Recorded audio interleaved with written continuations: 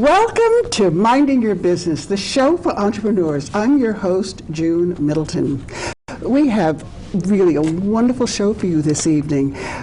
Two really delightful and very interesting entrepreneurs who have a coffee shop called Birch Coffee right here in Manhattan at 5 East 27th Street. Great location. I am really pleased to have on the show this evening co-owners of Birch Coffee, Jeremy Lyman and Paul Schlater. Welcome to the show. I am just delighted that you could come, and I'm thrilled to have someone here that has a coffee shop right in the neighborhood, so to speak. So please tell us about yourself and your business. And Jeremy, why don't you start? Well, thanks for having us on the show. It's really great to be here. We have a coffee shop, like you said. It's on in the Flatiron district of Manhattan, and we really just try to cater to the community and just really foster that kind of relationship between us and the people that come in every day. And I think we've been doing a pretty good job of doing that. I love going to work every day, which is kind of a rare phenomenon. So, Yeah, I don't know too many entrepreneurs who have their own shop business that don't have some degree of enjoyment going to work, because there's nobody to yell at them if they come late or if they forget something, and they know what they have to do. So, and I know that it is a very well attended and traveled, and you have a good clientele, because I know we spoke today, Paul, and I know you're saying, "Oh, why is she calling me now?" You were having what sounded like an absolutely crazy lunch hour. Yeah. I mean, is your restaurant primarily catered to a lunch crowd, or what are your hours? The hours are during the week. We're open from 7 a.m. till 9 p.m. On the weekends on Saturday from 8 a.m. to 9 p.m. and on Sunday from 8 a.m. to 8 p.m. We do have a great lunch crowd. We're very, very fortunate to. And it's all from the neighborhood? It's the neighborhood. Yeah, we have quite a bit of delivery. We have a great deal of regulars who come in. The really cool thing is, when we first opened, we're very green in this. We both worked in restaurants, but not owning our own shop, obviously. It's a lot different from working for someone else and having your own running the shop yourself. Yeah, it's funny when you mention the coming in late thing. I would love for that to be the case, where we could just not show up. You know what I mean? But as it is, we're very mindful of our business and of our staff, and being there is a pleasure and a joy for us. And as hard of work as it is, I can't imagine doing anything else at this point. How did you get started? What's your background? Are you both from New York, or did you go to school here? Or I grew up in Long Island, so just outside the city. Mm-hmm. And I went to college upstate for a couple of years, and I finished up in Queens College. Mm-hmm. Got my degree in economics, and any good person with a degree in economics, I started bartending right after that. So. I tried to get a job bartending because I also majored in economics, but couldn't get that. But that was just, that I had an immediate connection with it, and just being in the service industry and working in a restaurant setting, I just immediately fell in love with it. And I did that for a while, and then I left that. I worked at a mortgage company for a few years.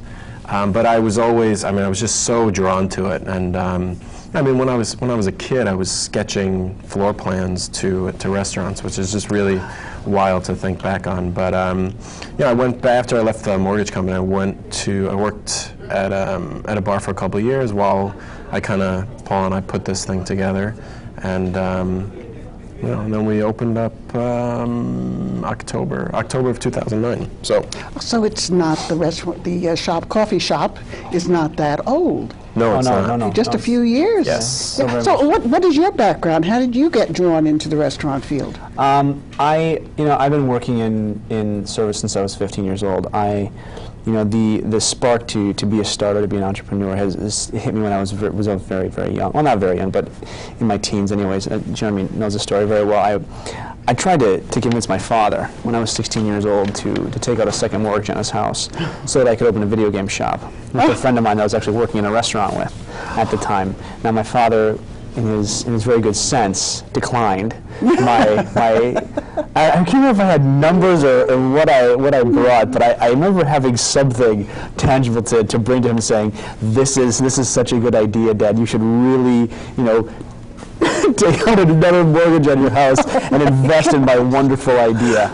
And that was the start of something. It's funny. I didn't really listen to that sense until a little bit later in life. When I went to school, I didn't go to school for economics or for business at all. I actually went to school for acting, of all things. And interesting. Very much guided by my folks. I had wonderful support of my family. But as I came to New York and started to audition and start to work in theater and stuff here, it did not feel the passion, the drive that I did when I was having those early formative experiences. So. Well, did you work much though, actually in a restaurant or a absolutely. coffee shop? That's all I did. I mean, I bartended and waited tables. That's all I did. Come on, you kidding me? That's all it goes. Absolutely. And I had a tremendous amount of experience doing Here that. in Manhattan? Yep.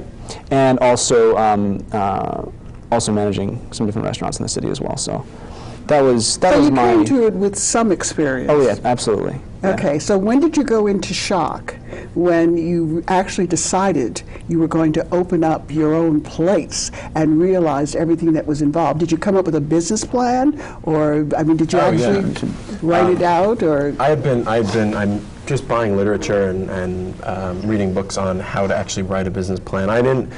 When Paul said we were very green, we were with regards to actually opening a physical business, and we were kind of just winging it half the time and just doing what we thought made sense. And the business plan was I didn't really know what I was doing. I just kind of took bits and pieces from other people's business plans offline and just kind of changed the wording to be what the concept was that we were trying to get across. But